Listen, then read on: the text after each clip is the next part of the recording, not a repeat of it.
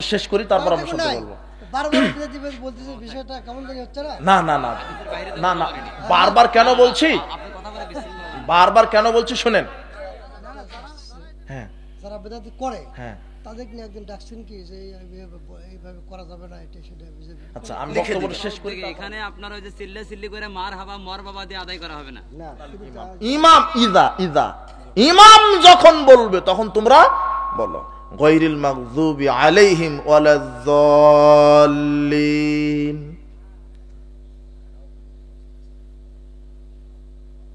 ইমাম যদি সুপে সুপে বলে আপনি বলবেন কখন? কথা বুঝেননি? এই বেদাতি মৌলভীর ব্রেনে শয়তান পেশাব করে দিছে। ইমাম বলবে আমিন, এখন শুনতে পেয়েছি, লাগাও আমিন। কথা বুঝেননি? আল্লাহ বেদাতিকে হেদায়েত দান করুন।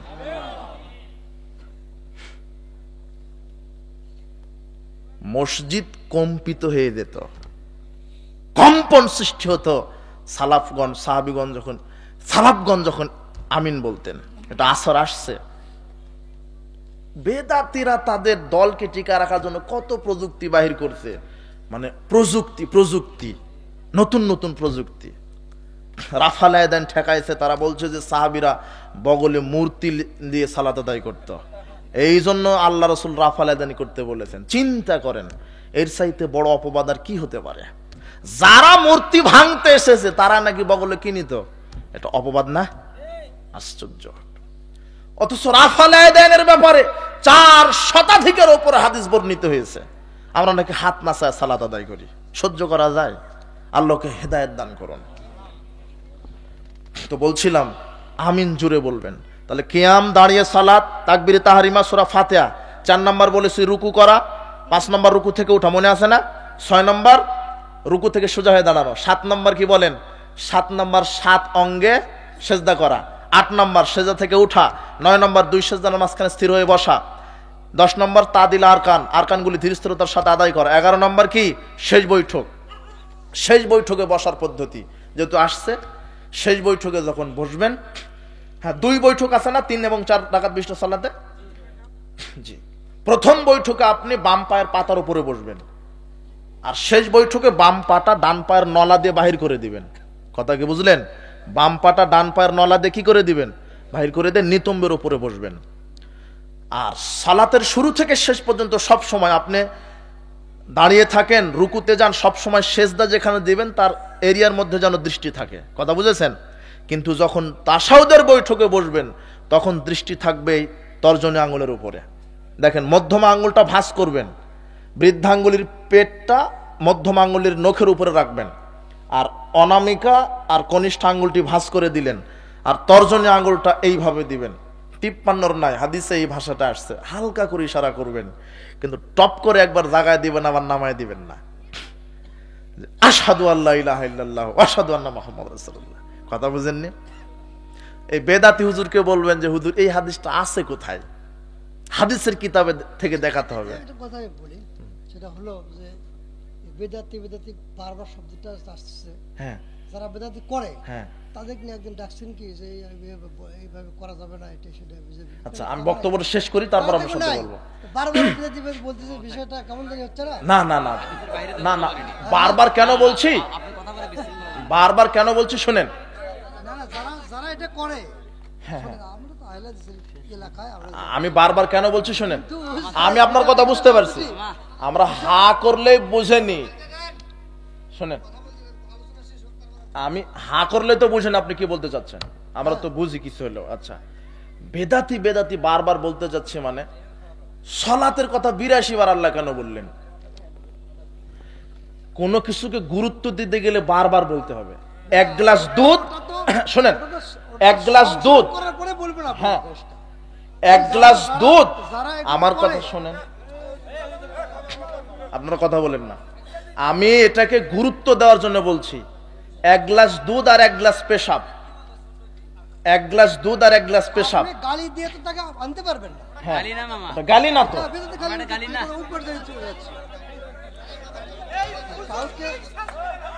কাউকে তো ইয়ে করা যাবে না। কাউকে তো থামেন থামেন, আচ্ছা ঠিক আছে। ভাই পরিবেশ অশান্ত করেন না ও, ভাই, একটু ইয়ে হবে, ঠিক আছে। এলে হই আল্লাহ করে আপনি ইয়ে করতে পারবেন। এই সালাফি আলেমেরা তো বেদাত করে না, তাই তো বেদাতে আলেমকেই তো বলতে হবে, বুঝেননি? মানে যে এই আমলটা করছে তাকেই বলতে হবে যে আপনি আমলের দলিলটা দেন। তো এখানে নাই, হ্যাঁ? কি করে বলবো না? ওই যে মিডিয়া আছে না, ওর মাধ্যমে দাওয়াত পৌঁছে যাবে, ও তো নাই। আমি কিন্তু মিডিয়ার দিকে তাকিয়ে কথা বলছি। হ্যাঁ, এখানে তো 200-500 লোক আছে, কিন্তু মিডিয়াতে তো লাখ লাখ লোক শুনবে, দাওয়াত পৌঁছে যাবে। ওই বেদাতি আলেমকে আমি বলছি যে আপনি এটার দলিল দিবেন হাদিসের কিতাব থেকে, যে টপ করে একবার জাগানো, টপ করে নামানো। এটা হাদিসের কোন হাদিসের কিতাব আছে, তাও সহি জয়ীফ না, কি কি দলিল? এটা জাল দলিল। কথা বুঝেননি? কথা বুঝেছেন? কত বেদাত নিবেন? আপনার এই বেদাতি হুজুর সালাতের নিয়ত তৈরি করে ফেলেছে এরা, অথচ অথচ একটা সানা দিয়ে সব সালাত আদায় করা যাবে, একটা সানা পাঠ করে। কিন্তু শয়তান তৈরি করেছে কি? ফজরের এক নিয়ত, না ফরজের এক নিয়ত, সুন্নাতের এক নিয়ত, তারাবির এক নিয়ত, তাহাজ্জুদের এক নিয়ত, জানাজার এক নিয়ত। এখন রিক্সা চালক বলছে সুবহানাল্লাহ, সূরা ফাতিহা তো শিখিনি, এত নিয়ত মুখস্থ করব কখন? সালাতে আদায় করব না। কথা বুঝেননি? অথচ এই যে নিয়তটা, নাওয়াইতু আন উসাল্লি লিল্লাহি তাআলা ফি যুহরি আরবা রাকা, ফিল আসর আরবা রাকা, এই যে আরবিতে নিয়তটা মাইরে দিল হুজুর, ওই হুজুরকে আপনি ধরবেন যে এই যে সালাতে মুখে আমরা নিয়ত পাঠ করলাম, এটা পৃথিবীর কোন হাদিসের কিতাবে আছে আরবিতে লেখা? সহি না, জয়ীফ না, কি হাদিস চাইবেন? জাল। কোন আপত্তি আছে? জাল হাদিস একটা।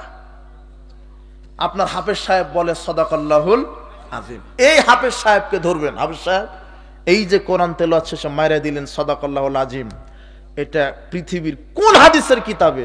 সহি না, জয়ীফ না, কি হাদিস? জাল হাদিস।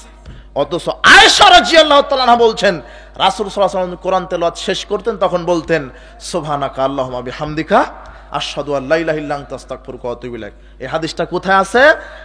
নাসাইয়াস সুনানুল কুবরা 10140, 10167, অনেক হাদিস আসছে এই কুবরার ভিতরে। এই হাদিসটা দেখে নেবেন। কেন? হাদিসের উপরে আমল করা যায় না? যায়। আপনি কেন ওই বেদাতটা আবিষ্কার করলেন? আপনি বেদাত যে কত খারাপ এটা বুঝতে পারেননি। বললাম এই যে শুরু থেকে শেষ পর্যন্ত ইশারা করবেন, যতক্ষণ না সালাম না ফিরাচ্ছেন ততক্ষণ কি করবেন? ইশারা করবেন। আর দৃষ্টি থাকবে কোথায়? এই নখের উপরে, এরপর সালাম ফিরিয়ে দিবেন। এটা হলো রাসূল সাল্লাল্লাহু আলাইহি ওয়াসাল্লামের সালাত।